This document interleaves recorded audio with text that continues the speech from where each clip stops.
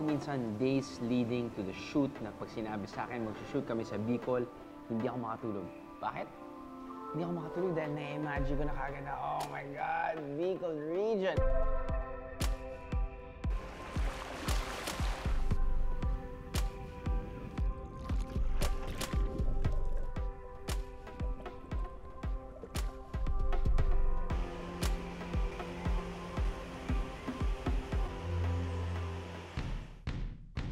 Klaseng gata to? What is this?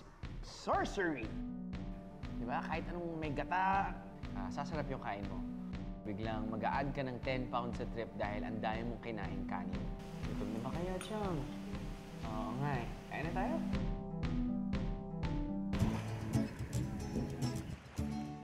Para sa maraming estudyante, summer vacation is officially over.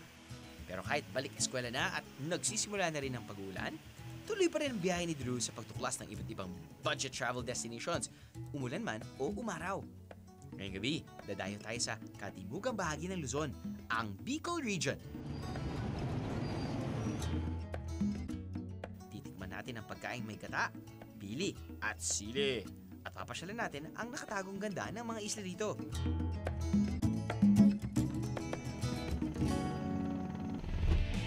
Ano? Sama ka sa biyahe ko?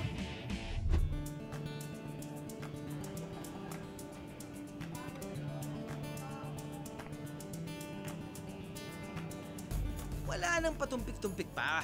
Biyahe na agad sa mga isla.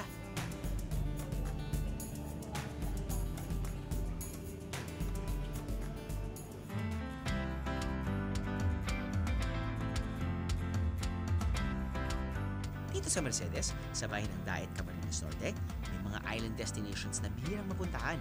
Ang island hopping dito, 560 pesos per head lang per group of 8. Less than 5,000 lang ang babayarin nyo para mabisita ang 7 isla. Aba, panalo to ha.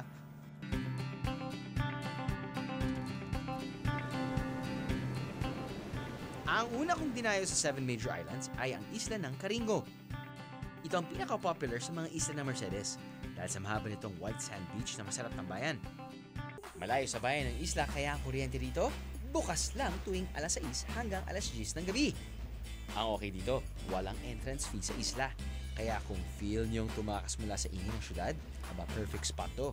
Nandito rin ang tinaguri ang pinakalumang bahay sa Mercedes, ang Dakulang Harong o Malaking Bahay sa Tagalog.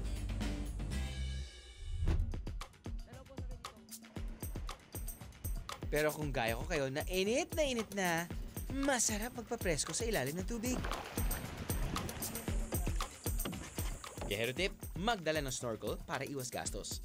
Ang renta kung wala kayong dala, 150 pesos. Kasama na rin ang bayad sa bangkero na magdadala sa inyo sa snorkeling spots.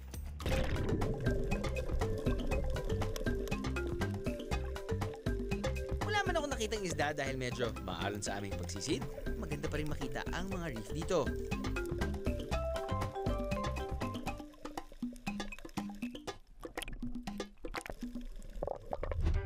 Problema man dito ang kuryente, hindi naman problema ang pagkain. Pwedeng magpaluto, maghanda lang ng 200 pesos per person for a group of 8. Kasama na sa matitikman nyo ang samot-saring seafood na siguradong fresh catch of the day. Okay mga biyeros, so simula ng ating island hopping at hindi tayo ngayon sa Caringo Island. Part of, or one of the many islands ng Mercedes group of islands. Dito tayo kakain ng tinatawag nilang tuhad-tuhad. Siyempre may iniyang isda, meron tayong iniyang ng pusit. Siyempre, sa Bicol tayo, may gata.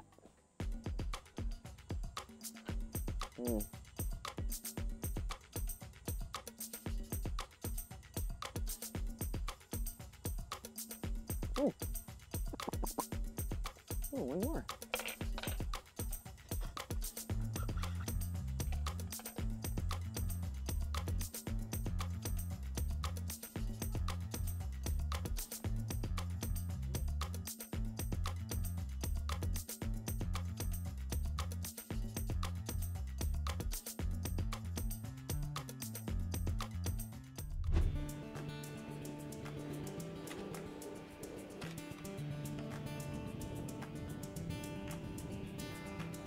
Lipat naman tayo sa island number 2, ang Malasugi. Ang bentahe naman ito, only selfie. Wala kasing mga local settlers dito kasi ito ang pinakamaliit na isla sa 7 isla na pupuntahan natin. Maiikot ang buong isla ng wala pang isang oras. Perfect sa mga biyahero na gusto ng private and quiet time. Pwede rin mag-camping dito. Just make arrangements with the tour guides and make sure na magdala kayo ng sarili nyong tent. Kung maumay naman kayo sa mga isla, may falls rin na malapit lang sa bayan ng Daet. Ito ang Malatap Falls. Matatagpuan sa bayan ng Labo, ang agos nito ay nagsisilbing hydro massage para sa mga turista na gustong magtampisaw sa fresh water mula tuktok ng bundok. Di man ganun kalakas ang agos ng tubig ngayon, every dip here is worth it. Tingnan nyo naman ang kiddie biyaheros na ito. Look at them! Enjoy na enjoy sa tubig! Hey! Hashtag refreshing! Aba, di biro ang magbabad sa tubig at maglibot ha? Kung abutan kayo ng gutom, don't you worry. May sikat na merienda dito na sulit at mabigat sa tiyan. Ito ang binutong. Sa halagang 10 pesos kada piraso, sulit na carbo loading to, chong. So, ano po to? Kaning malagkit. Oo, malagkit. Okay.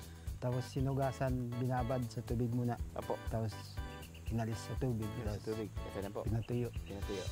Gata. Ito gata, may asin ito. May asin. Gata. Titikman mo naman kung tamang-tama yung Yung alat. alat.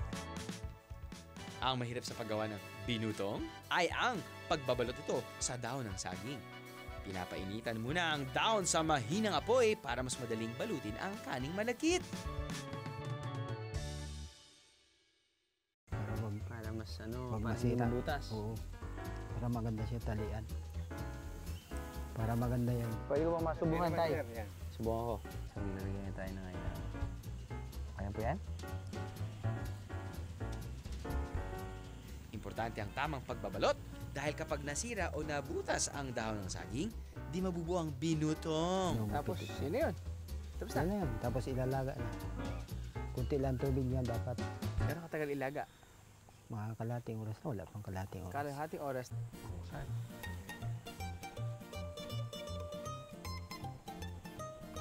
Ayun, approve. Pero mas okay nga pag may konti siyang asukal. Suma lang naman din. Ibang klaseng presentation pero andun yung texture ng malagkit na kanin, tapos yung gata, tapos nun, kung gusto mo nga ng medyo matamis, maglagay ka ng asukal. Which ako, I prefer na may asukal talaga. Salamat tayo. Susunod, bat watching. Wildlife ay maraming bats. Sila yung very pleasant. Sila yung parating tumatawa. Kaya tawag nga sa kanila funny key. Funny key. Teka, napapahiya ako. Punta ako sa bathroom. Lahat ng gulaman ko sa seaweed. Hindi ko alam yan.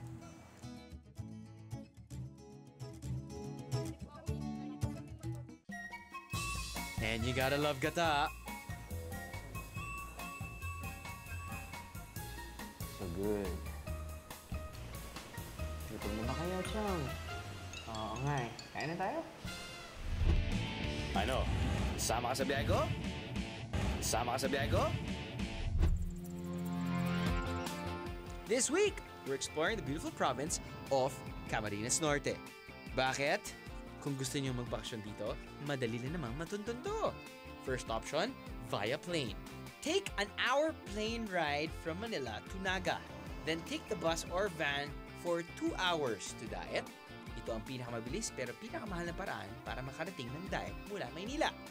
Ang second option ay ang 7 to 8 hour Manila Daet bus ride. Nasa 500 to 600 plus lang ang pamasahe depende kung aircon or kung saan sa Daet ang baba nyo.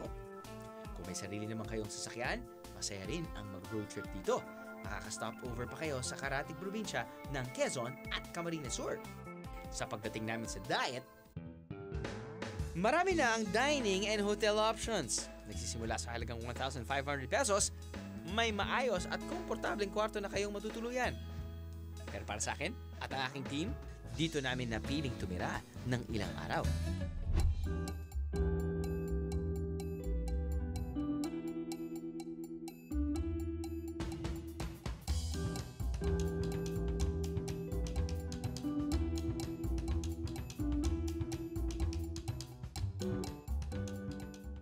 Good for two.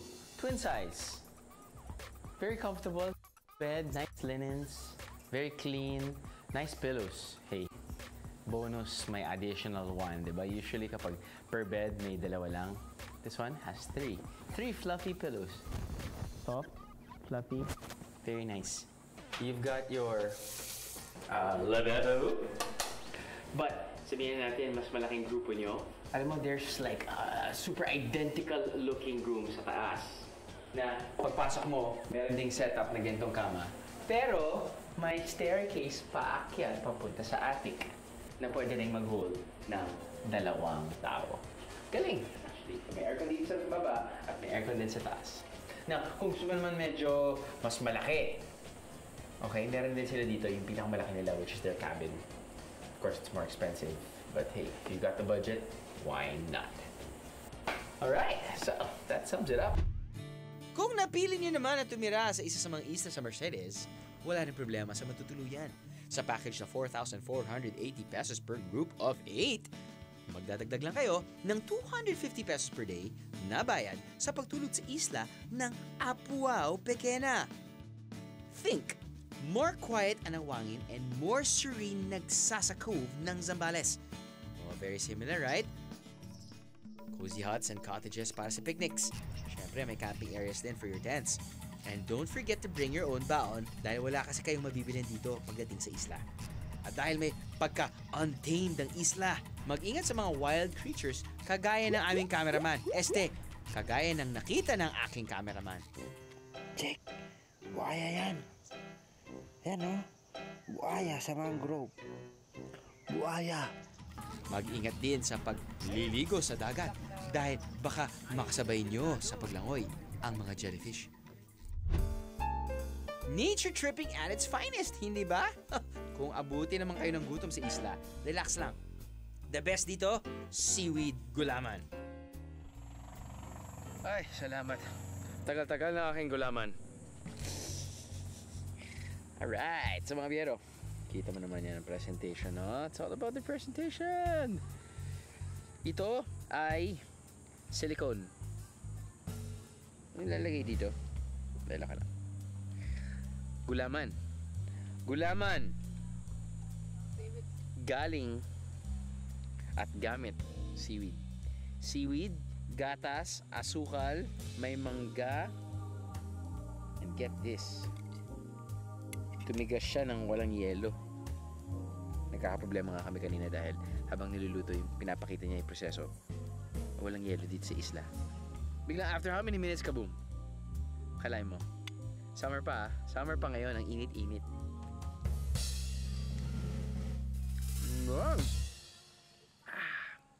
Kalain mo, no? Tumitigas ang gulaman kahit di palamigin dahil sa secret ingredient na kalamansi. Kapag hinalo kasi ito sa ibang mga sangkap gaya ng mangga, gatas at asukal, at pinainit habang tuloy-tuloy na hinahalo, sa paglamig nito, mabubuo ng kusa ang gulaman. O, di ba? Lasang mangga. Perfect na pang himagas. 1 cup, 10 piso. Pag nandito ka sa isla. Not bad. Ngayon ko lang nalaman na ang gulaman gawa sa seaweed. Daw. Lahat ng gulaman gawa sa seaweed. Hindi ko alam yan. Kala ko tayo mga Pilipino lang. Alam gumagamit ng mga maraming raw materials or yung talagang hindi nag-aaksay ng mga gamit na pwedeng lutuin. Alright! Joy! Nakagawa ang aking gulaman. Nagawa sa seaweed.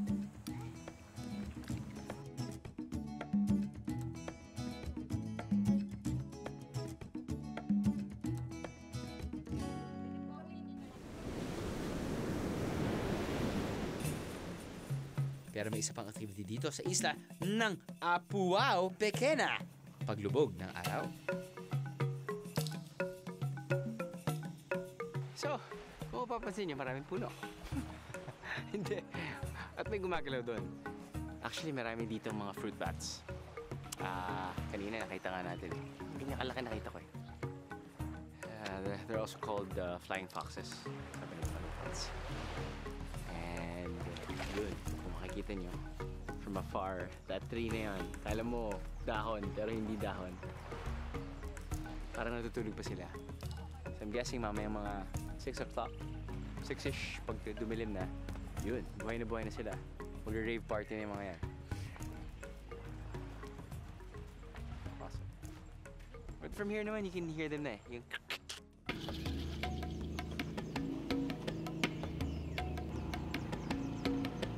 Sa episode ako ng Survivor. So sinasabi nila, one of the signs daw, very healthy wildlife ay maraming bats. And sinasabi nila na itong klaseng bats na to, sila yung very pleasant. Sila yung parating tumatawa. Kaya tawag nga sa kanila ay funny key. Funny key. No? Hindi ba? Fun. But, kaya napapahiya ako, punta ako sa bathroom.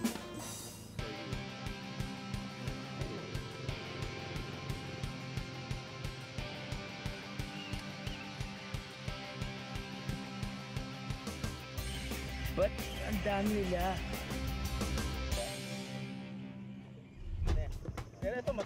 Abangan! Magtanim ay di joke. Or magtanim ay di biro. Yung ginagawa ni Tatang, binubutas niya muna gamit-gamit ito. Ginagamit namin Para magkaroon ng may hole. may hole siya na pwedeng sa yung babaw. Pati ang mga falls ng Camarines Norte, mapapa-fall ka nga naman!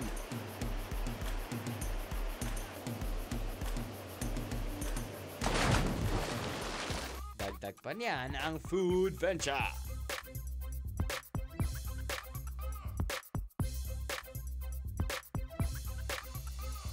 Nadali mo, Chong. Ano? Sama ka sa biyahe ko? Sama ka sa biyahe ko?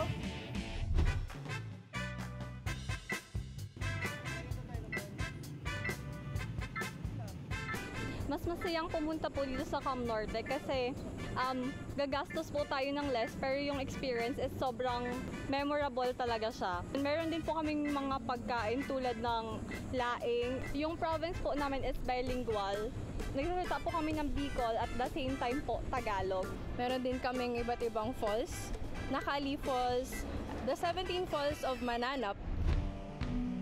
Dito sa Vicente, Camarines Norte, maraming waterfalls kung saan pwede kang magpalamig at mag-chill sa mainit na panahon. At ang pinaka-accessible at madaling mahanap ay ang talon ng Mananap. Hango ang pangalan nito sa ilog ng Mananap kung saan nanggagaling ang tubig na umaagos dito. Ang dating pangalan ng falls, Bahaw o Malaking Kawa. Yun kasi ang itsura ng natural pool na binapaksakan ng tubig mula sa tutok. Pwede rin mag-cliff jumping sa malamig na natural pool na to. Kung hindi nyo naman trip ang mag-falls pero gusto nyo pa rin maging close kay Mother Nature, punta lang kayo sa Basud, kung saan matatagpuan ang tinaguriang oldest tree sa buong Bicol region. Sa edad na 440 years old, buhay na buhay pa rin ang punong to.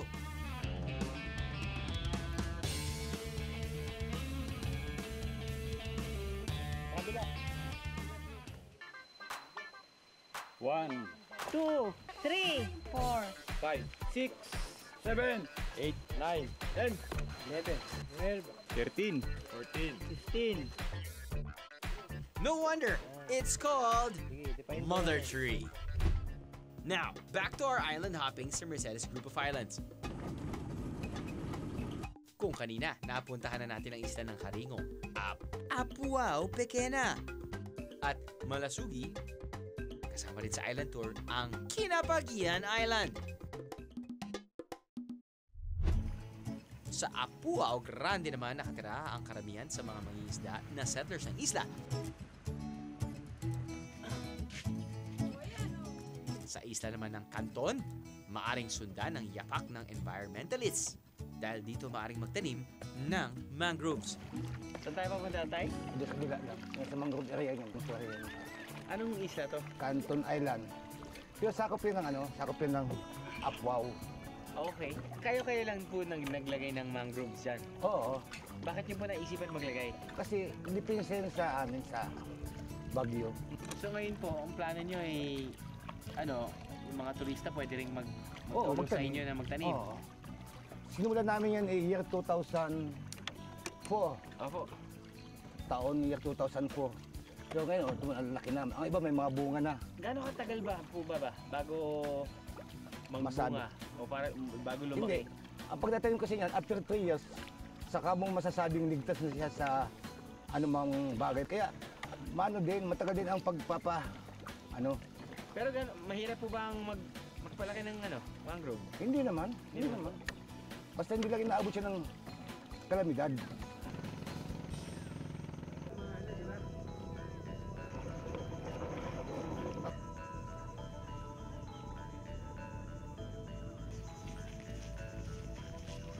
Malaking bagay ang mga bakawan sa isla dahil ang mga to ay nagsisilbing depensa laban sa mga bagyo. Nagiging bahay din ito ng mga itlog ng isda at iba pang yamang dagat gaya ng mga alimango. Kaya alagang-alaga ng barangay ang mga mangrove dito. Dipinsa. Importante raw kasing mamulat ang mga turista sa alagaan ng mga bakawan sa ecosystem ng bawat isla. Ilagay niyo muna akong sige. Pasok na po. Simulan niyo yan. Nilisan yan. Yun. Yan. Yan, pakan niyo para Mas solid pa. solid siya. Yung ginagawa ni Tatang, binubutas niya muna gamit-gamit to. Ginagamit namin Para pa. magkaroon ng may hole. May hole siya na hole. pwedeng dito sa medyo babaw. Isang linggo pa raw ang lilipas bago makita ang unang petals ng mangrove na itinanim namin.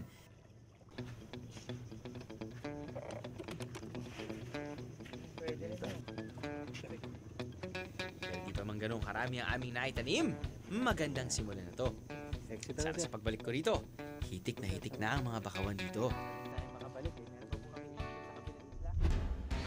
Mula sa pagtatanim sa ibaba ng isla ng Canton, punta naman tayo sa tuktok ng isla ng Canimog na perfect vantage point para makita ang paglubog ng araw.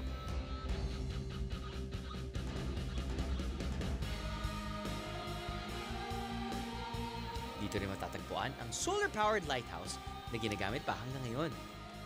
Ang highlight ng island hopping sa Mercedes, ang sunset dito sa Canimog Island. It's another #sunset session, viajeros.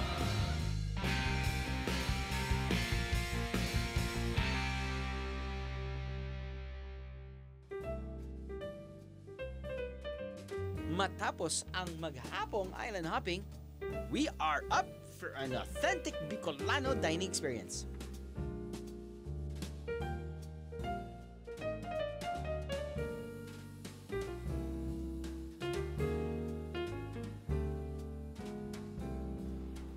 Minsan, days leading to the shoot na pag sinabi sa akin, mag-shoot kami sa Bicol, hindi ako makatulog.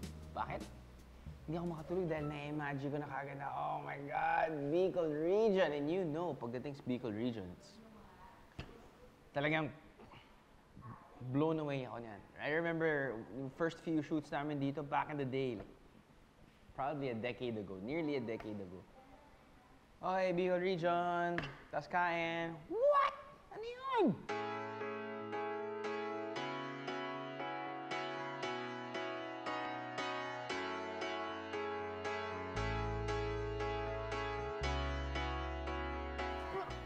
Ang klaseng gata to? What is this?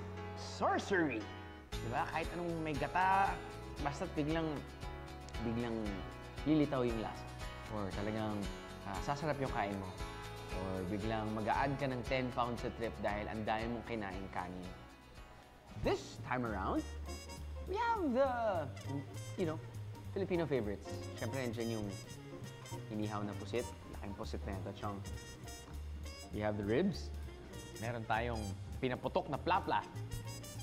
Meron tayong inadobong daing na bangus. Bangus belly steak.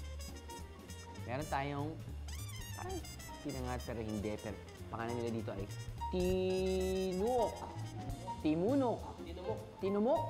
Na tama. Tama. Tinumok. This one? Sinigang na hipon. Okay siya. Maasim. Pero ito sobrang interesting. Okay? And I'm surprised. I'm surprised na ilan lang yung may gata na halo sa pagkain or sili. Di ba? 1, 2. That's it. But, this one is so interesting. Sige, 3 guesses. Okay, 3 guesses kung ano to. Kasi from afar, ano nakikita mo? 3 guesses. Hindi siya mashed potato. Hindi siya mashed potato. Mashed potato na may sili. Ano ba kayo? Sige. Hindi siya minced garlic. Minced garlic, niluluto yan kasama ng ibang pagkain, hindi lang may sili. Okay. Next. Hindi rin siya hash brown. Sipin nyo, pineapple. Ginataang pineapple. Alam ko na yung lasa nito. Alam ko na yung lasa nito. Ito gusto kong tignan mamaya. Ito rin titigman ko mamaya. Ito rin syempre titigman ko mamaya. But, ginataang pineapple.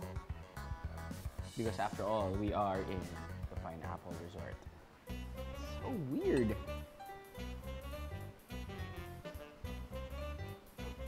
So good. It's so good. It's weird.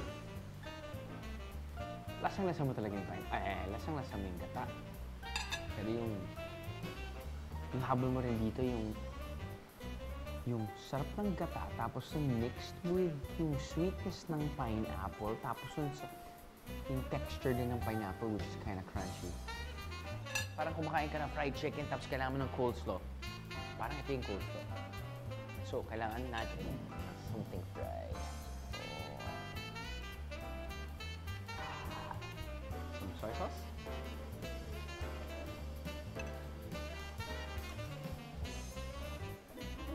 Nadali mo, Chong. Nadali mo. So, kuha ko ngayon ng piniritong plata. Nilagyan ko ngayon ng konting soy sauce na may sili. So, nandun yung konting alat. Yung alat, bilang kakainin mo yung konting tamis ng pineapple.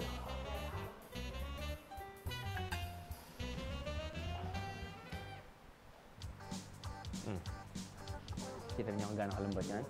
One more time.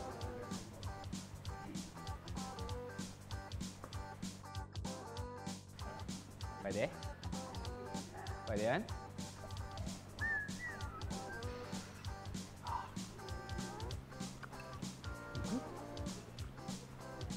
Follow up natin ang pineapple with gata.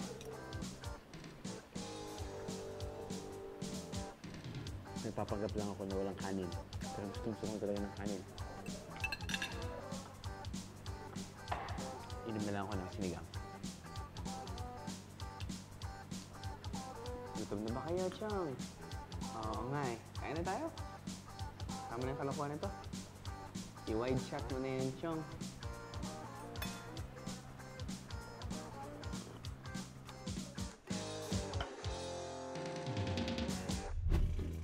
If you're looking for a different and romantic way to dine out, subukan nyo ang floating restaurant.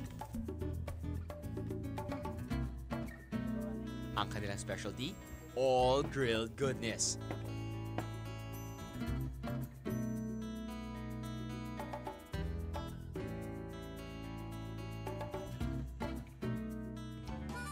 Kung may motion sickness naman kayo at di nyo carry ang dining while floating, may pizza parlor din na sikat dito.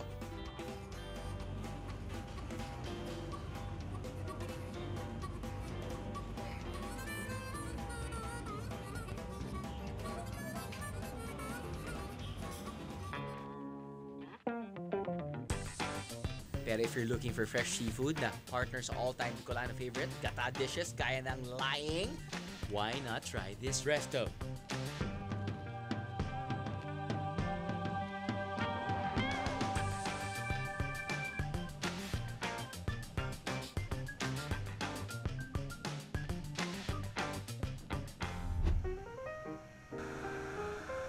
Abangan ang nakatagong hiyas ng Camarines Norte, ang isla ng Calaguas. At syempre, pasalubong options, pampapogi points. Kaya hindi ba kayo kapag nakakita kayo ng tinapay na malambot, yung hindi nyo lang titingnan, pipisilin nyo rin. Di ba? Ano? Sama ka sa biyahe ko? Ano? Sama ka sa biyahe ko? Magkano ito? Sa Bicol is Guranoini. Sa Tagalog is maganda, sa Bicol is magayon. Saan po ang sakayan dito ay sain po ang sakayan digdi. Saan po masarap kumain ay sain po magandang kumakan. Ang meron sa Camarines Norte na wala sa ibang probinsya ay ang aming Bantayog Monument. Ito ang pinakaunang monument sa buong mundo na itinayo 2 years after ng martyrdom ni Jose Rizal, which is December 30, 1898, making Daet first town na mag-celebrate ng Rizal Day.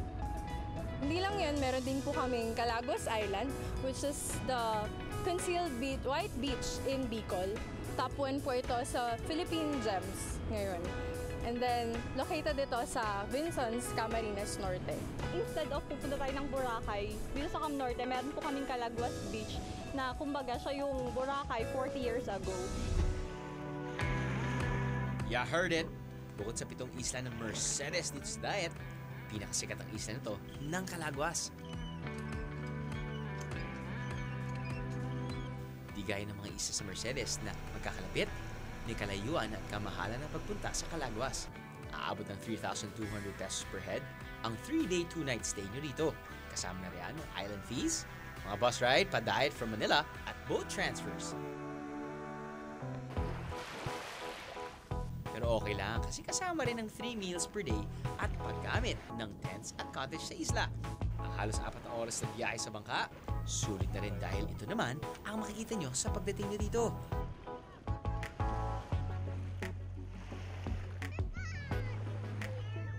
Tingnan nyo naman kung gaano kapino ang buhangin, guys. At gaano kalinaw ang tubig.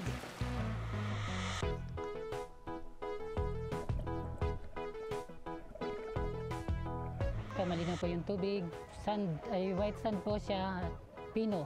Saka hindi pa masyadong na-explore ng tao. Kasi dito po sa amin na pinagbabawal po dito yung masyadong malakas na sounds. So para yung nature lang po ang maririnig natin tuwing sa gabi. Yung hampas ng alon, gano'n. Determinado ang local government na walang may patayong major resort at hotel dito para mapanatili ang pagiging virgin island nito.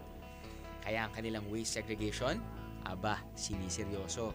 Tandaan, sa bawat destinasyon, importanteng disiplina sa bawat turista. Okay? Igalang lugar ng inyong dadayuhin nang mapanatili ang natural nitong ganda. Okay?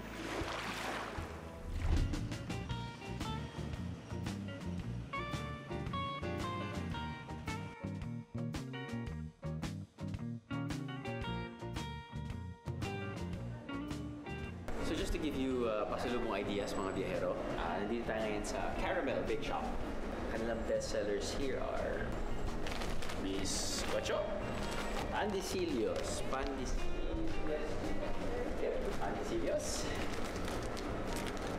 buka natin mamaya.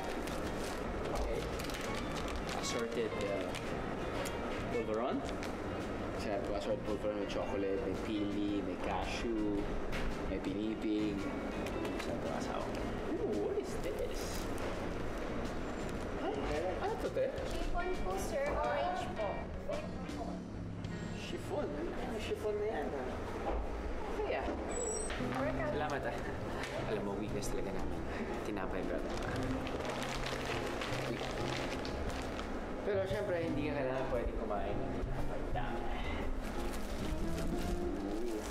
Kaya hindi ba kayo kapag nakakita kayo ng tinapay na malambot, yung hindi nyo lang titingnan, pipisilin nyo rin. Di ba? Sila ayaw nila yun eh. Dahil syempre... parang... sa prutas. Oo, parang sa prutas. Bibilin mo ba yun o hindi? So yan, babalikan na natin ngayon. Ano lang naman. Ngayon, lalo na pag ensaymada, di ba? Parang...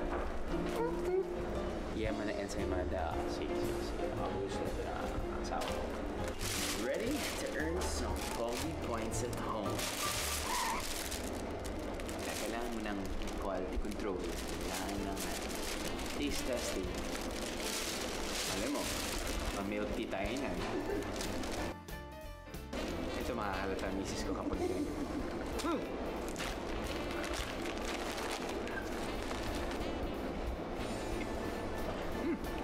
bagay ito sa kape. Bagay ito pang merienda. Bagay ito pang champurado. Bagay ito pag kumakain ka ng spaghetti with meatballs. No. Ano ito? Ito narinig ko talaga. Panalo to. There you go.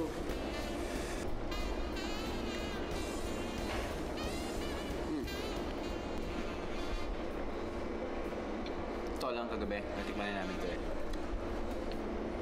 Bago luto, piniinit.